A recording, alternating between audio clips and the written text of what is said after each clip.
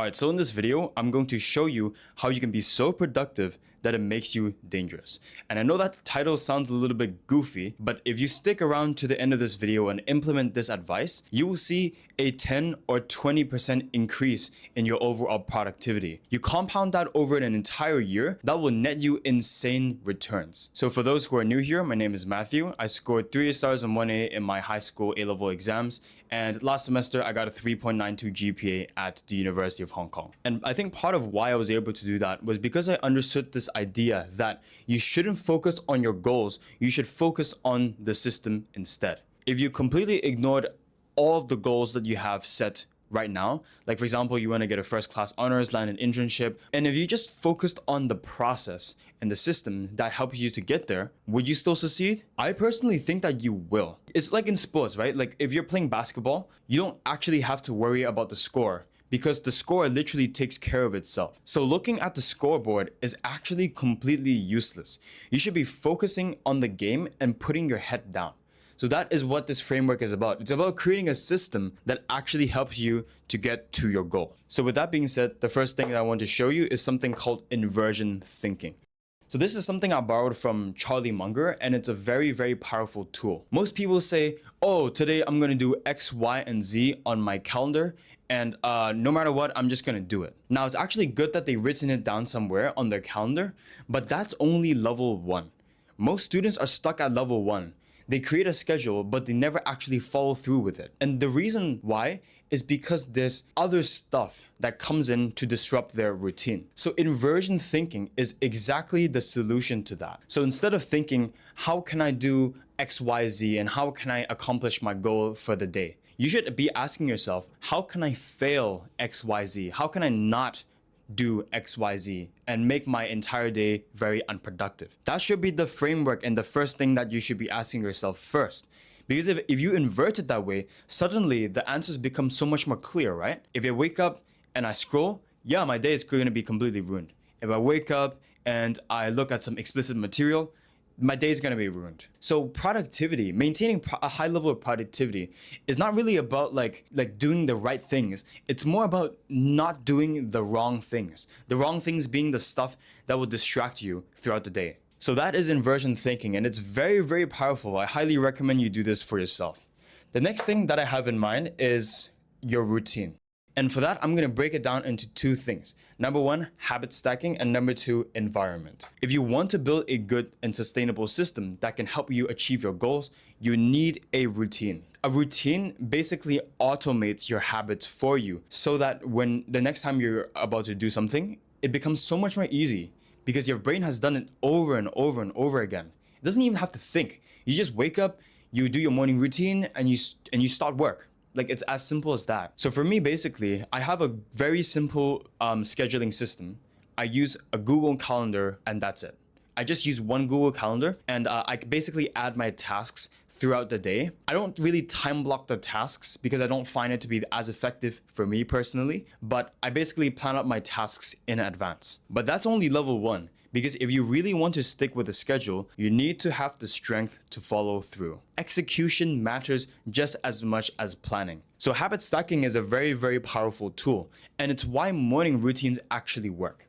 When you wake up, the first thing you do is you get out of bed and immediately you start your morning routine. When you do that, you wake up, you stand on the ground, you go to the bathroom, take a shower, brush your teeth, rinse your hair, and boom. Now you're ready for work. Do you see how all of these habits stack upon each other? I'll put it into a visual diagram for you. Habit stacking is like putting new habits upon old ones that you already know how to do. The easiest habit to do is to wake up, right? Everyone wakes up in the morning, unless you're in a coma or something like that.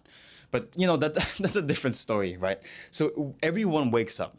You can stack waking up, which is a habit, with immediately taking a sip of water. And then you can stack taking a sip of water with going to the bathroom, taking a shower, and then you can stack taking a shower with brushing your teeth, then also coming back, drying your hair, and so on and so forth. Ultimately, what this morning routine allows you to do is it allows you to stack multiple habits until you start work. That is why habit stacking is so powerful, and that is exactly why people talk so much about morning routines. So for me, it's very, very simple, right? I wake up, I take a sip of water, I pray, I go to the bathroom, shower, come back, dry my hair, and boom, I'm ready for work. However, after I do my morning routine, I don't just sit down on my desk and work here. I go to the library and I work there. And that actually goes to a second point, which is environment priming. So environment is very, very important when it comes to working. If you read the book Atomic Habits, then you know exactly what I mean by priming your environment. But for those who don't know, basically, you are not in control of your mind as much as you think. It is actually much easier for the environment to influence your own actions than you and your own willpower does. I'll give an example, right? You ever notice that if something is in your fridge, you're more likely to eat it regardless of whether it's good for you or bad for you? It's very strange, right? Like if you ever noticed, sometimes you would just go into the fridge and grab whatever that is there. Not because it is good or bad for you, but because it's just there. It's easy to grab. Similarly, your environment shapes you much more than you think. James Clear says that environment is the invisible hand that shapes human behavior. And I think that is absolutely true. If you have a phone right next to you when you're studying, face up, with all the notifications coming, you will get tons of habit cues to start grabbing your phone and start scrolling. So basically, changing your environment into a very designated workspace allows you to remove all of the distracting cues that could distract you from your work. Again, this is another form of inversion thinking. It is removing the stuff that will cause you to lose productivity instead of doing the things that will help you increase productivity. So we're removing all of the negative cues that will destroy your productivity by changing your environment. And that is actually inversion thinking as well. So sometimes I would go to HKU Med campus and study there, even though I'm not a med student, like I'm a fintech student. But sometimes I would literally go to the med library because it's so quiet and peaceful there. Like not many people go to this library instead of the HKU main library. So whenever I go and study there, it's very peaceful, it's very quiet, and there are no distracting cues that could distract me from my workflow. So now that you understand that a system is what leads you to your goal, now we need to maximize the inputs that go into the system. By the way, if you like this video and you find this information to be valuable, then link down below is my private online community where we help students just like you make an academic comeback and get better grades. We have courses on studying, time management, exams, as well as other projects that I've been working on. If that sounds interesting to you, then make sure to check out the link in the description below. If you're like a computer science student, you know exactly what this means, right? When you're testing a function, when you're debugging your code, you need to add different inputs to test whether the system actually works. So basically right now we're optimizing the inputs so that when we put it into the system, it could lead to better outputs. And with that, the first thing that I personally do is to eliminate. In the book, The 4-Hour Workweek by Tim Ferriss, Tim literally says that you don't need to manage your time if you eliminate all of the unnecessary crap that you don't have to do. So he literally has a chapter, I think it's chapter 3, and it's literally called the end of time management. And basically the entire chapter goes onto how you can eliminate and find inefficiencies inside your day so that you can better prioritize and achieve your goals. This is what he means visually illustrated, right? So if you want to achieve your goal, you need to be taking steps towards your goal. You need to be taking actions that directly contribute to you getting to that goal. Like in deep work, Cal Newport calls this doing things that actually move the needle. And chances are, these arrows are more than likely going to be some form of highly cognitively demanding task. So, okay, for me personally, I want to improve my YouTube channel, get more views, more subscribers, blah, blah, blah, right? That's my goal. This deep work is gonna be me recording the video right now. And I need to actually find time during the week to record my videos. Otherwise, I will not achieve my goal. So what most people don't realize about productivity and success is that if you want to achieve your goals, you need to be willing to sacrifice stuff that doesn't lead you to your goals. An analogy that I like to make is that if you want to be in the top 1%, you need to be doing what 99% of other people are not doing. Ever since I've been in university and I started taking it more seriously, I had to sacrifice a lot of things. For example, I sacrificed a lot of my personal hobbies. I used to be really good at playing the drums. I was I remember competing in this national competition in Thailand and getting third place with my partner. When I entered university, I had to drop that entire thing because I didn't have time for it. Similarly, most people in university, they go partying and they go have fun, right? Like, I don't do that. I don't go partying. And if I do party, it's like once or twice a year. And I've also sacrificed playing video games as well. Like, I stopped playing video games when I was in year 13 because I had to lock in for my A levels. But because of all of those sacrifices I've made, I was able to get 3 stars and 1A in my A levels, get into a top ranking university in the world. And even now, right, I was able to land an internship during last summer, and I'm currently working an internship right now as well. Again, this is a form of inversion thinking. It's removing the stuff that doesn't lead you to your goal. So, okay, for example, right now my career goal is to like land an internship at a top like investment bank. For example, right? If I spend my entire day watching anime and playing video games, I'm taking one gigantic step in the wrong direction. Now, okay, it usually isn't like, oh, if I play video games and watch anime today, I'm gonna take one gigantic step in the wrong direction.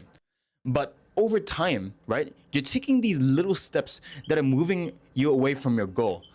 So where are you going? You're not going to your goal, so where are you going? Like, I mean, you're just gonna get lost, right? Like, if I was going to play video games and watch anime every single day for the next year and, spend every day like 3 hours a day on my phone scrolling on Instagram, yeah, that's gonna like divert me from the goal. Like, look, we only have 24 hours in a day, 7 days a week. If we don't manage our time carefully, we can end up going in the wrong direction. So again, inversion thinking. It's about removing the stuff that doesn't lead you to your goal, rather than doing the things that help you achieve your goal. So now I'm going to show you how you can actually increase the amount of inputs that you feed into the system. We've talked about how we can improve the quality of the input that we put here by eliminating the stuff that doesn't lead to your goal. But now we're going to talk about how we can actually increase the amount of raw input that we feed into the system. The easiest way to do that, from my own experience, is to focus on my own health. Your health is actually very simple to improve. It requires 3 things: sleep, exercise, and diet. This is like the 80-20 rule of health. Like, you don't have to bother with supplements and all of that stuff. If you just focus on those 3 things, you will be able to get better health. Because like, what most people don't realize is that like, you can have a really good system in place, but if you can't like execute on that system by increasing the amount of input that you have, then like the system basically becomes useless, because you can only get outputs if you put in inputs. So, okay, I'm not gonna show you how you can improve your health. That's not really the point of this video. But I highly invite you to do your own research when it comes to your health. Because, it's actually kind of sad to see some of my relatives, not doing so well because of some of the choices that they made when they were younger. Poor health choices can actually compound a lot over time. But yeah, that's basically it. If you improve your health, you will increase the amount of inputs because you're like more focused and more productive and stuff. So, okay, now let's move on to outputs.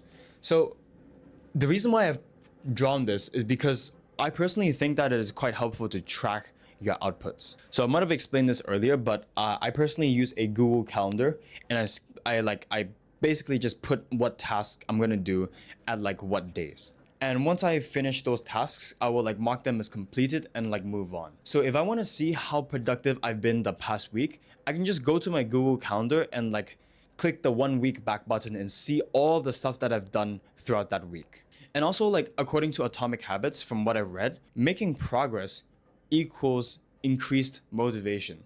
When we feel like we're making progress, we actually feel much more motivated. And also, I think it's actually good to compare your outputs with other people. So for example, sometimes I would go on LinkedIn and see what other people are doing, like how many internships they landed and stuff like that. I know that can be kind of toxic because I'm like comparing myself with other people, but it gives me the drive to succeed. Because personally, I think that you are the average of the 5 people that you compare yourself to. Because if you see other people who are also getting internships as well, you start to realize like, oh crap, I better lock in as well, because if I don't get an internship, I'm going to be falling behind. And yes, that will make you feel behind and make you feel a little bit more like unsure and perhaps a little bit insecure about yourself. But honestly, it will increase your motivation and your drive, which I think it is worth it.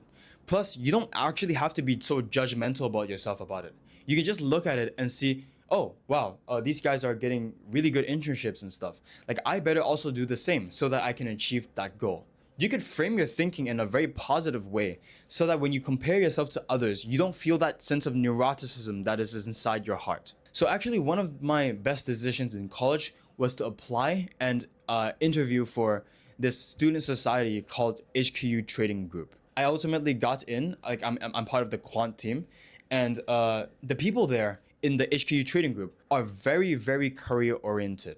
And I think that actually subconsciously made me want to be more like them because I didn't want to like feel behind and stuff. So that actually gave me more motivation to be more focused and locked in on my career. If I only compared myself with the immediate circle with the friends around me, I would not be able to achieve my goals as well as I did if I like enrolled in this HQU Trading Group Student Society. Again, environment is the invisible hand that shapes your human behavior. So yeah, I hope that you're able to implement at least some of the stuff that I talked about in this video.